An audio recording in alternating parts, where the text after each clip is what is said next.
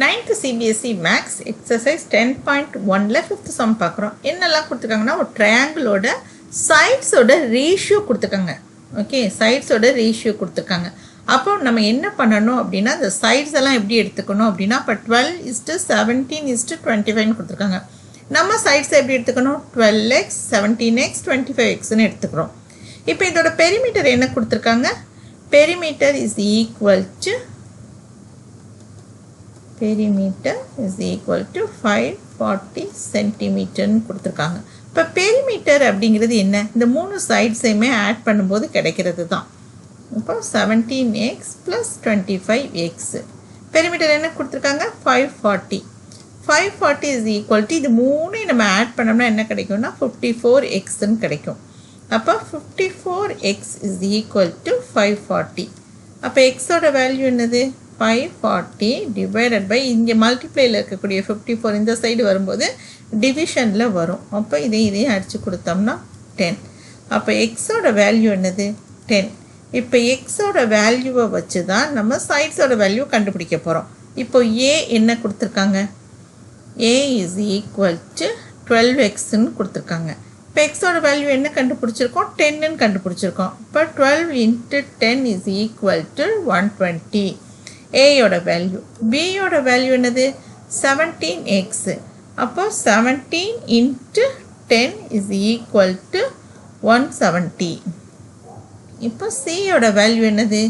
C is equal to 25x. அப்படி தானே? அப்போ சி இஸ் ஈக்குவல் டு 25 × 10.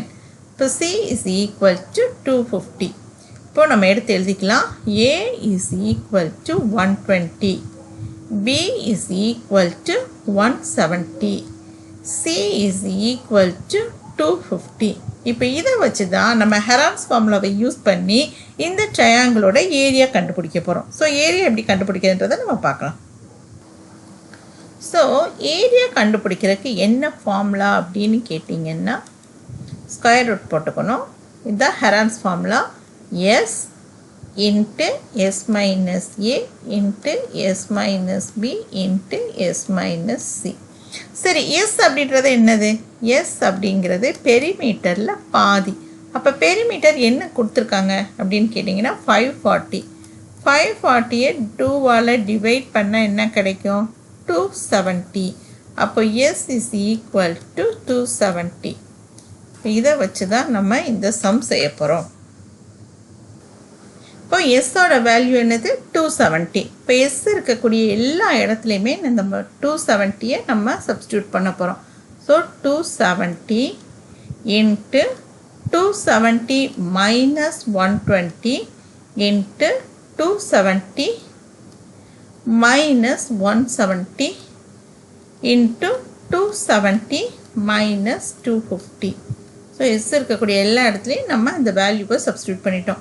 இப்போ பாருங்கள், 270லேருந்து 120 போயிடுச்சுன்னா 150.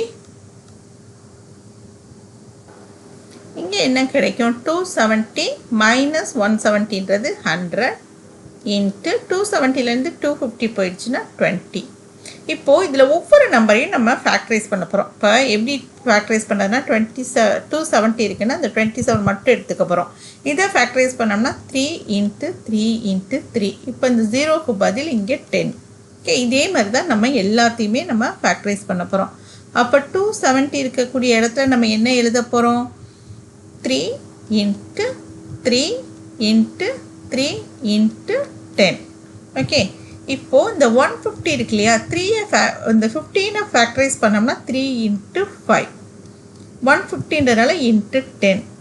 இந்த 100 ஃபேக்டரைஸ் பண்ணோம்னா 10 × 10. இப்போது இந்த 20 ஃபேக்டரைஸ் பண்ணும்போது 2 × 2 × 5. ஓகே, இப்போ நம்ம எல்லாமே ஃபேக்டரைஸ் பண்ணியாச்சு. இப்போ எதுக்கு ஜோடி இருக்குது, எதை எடுத்து நம்ம வெளியில் எழுத போகிறோம் அப்படிங்கிறத தான் நம்ம இப்போ பார்க்குறோம். இப்போ பாருங்கள், 2 3 இருக்குது. ஸோ ஸ்கொயர் ரூட்டை விட்டு ஒரு 3யை வெளியில் எடுத்துடலாம். அப்படி தானே? இப்போது இங்கேயும் 3 இருக்குது, இங்கேயும் 3 இருக்குது. அப்போது நம்ம ஒரு 3யை வெளியில் எடுத்துடலாம். இப்போது இங்கேயும் 10 இருக்குது, இங்கேயும் 10 இருக்குது. அப்போது ஒரு 10ஐ வெளியில் எடுத்துடலாம். இப்போ இந்த ரெண்டு 10க்கு பதில் ஒரு 10. இப்போ இங்கே ரெண்டு 2 இருக்கு இல்லையா, இதுக்கு பதில் ஒரு 2. இப்போது இங்கேயும் ஒரு 5 இருக்குது, இங்கேயும் ஒரு 5 இருக்குது. ஸோ 5. இப்போ நம்ம இது எல்லாத்தையும் மல்டிப்ளை பண்ண போகிறோம். எப்படி ஈஸியாக மல்டிப்ளை பண்ணுறது அப்படிங்கிறத நம்ம பார்க்கலாம். பாருங்கள், இப்போ வெளியில் எடுத்த நம்பர்ஸ் எல்லாத்தையும் நான் எடுத்து எழுதிக்கிட்டேன். 3 × 3 × 10 × 10 × 2 × 5. இப்போது இந்த 2 × 5 மட்டும் மல்டிப்ளை பண்ணுறேன். மல்டிப்ளை பண்ணால் என்ன கிடைக்கும்? 10ன்னு கிடைக்கும். அப்போ இந்த இடத்துல 10. இப்போ இது ரெண்டையும் மல்டிப்ளை பண்ணுறேன். அப்போ 3 × 3 9 இன்ட்டு இது எல்லாத்தையும் மல்டிப்ளை பண்ணால் என்ன கிடைக்கும்? 1000. இப்போ 9000 சென்டிமீட்டர். இப்போ இங்கே என்ன கொடுத்துருக்காங்க? சென்டிமீட்டர்னு கொடுத்துருக்காங்க. இப்போ நம்ம ஏரியா கண்டுபிடிக்கும் போது எப்படி யூனிட் எழுதணும்னா சென்டிமீட்டர் ஸ்கொயர். இதுதான் இந்த சம்மோட ஆன்சர். இவ்வளோ தான் இந்த சம். இனிமேல் நம்ம அடுத்து 6th சம் எப்படி ஈஸியாக செய்கிறதுன்றதை நம்ம பார்க்கலாம்.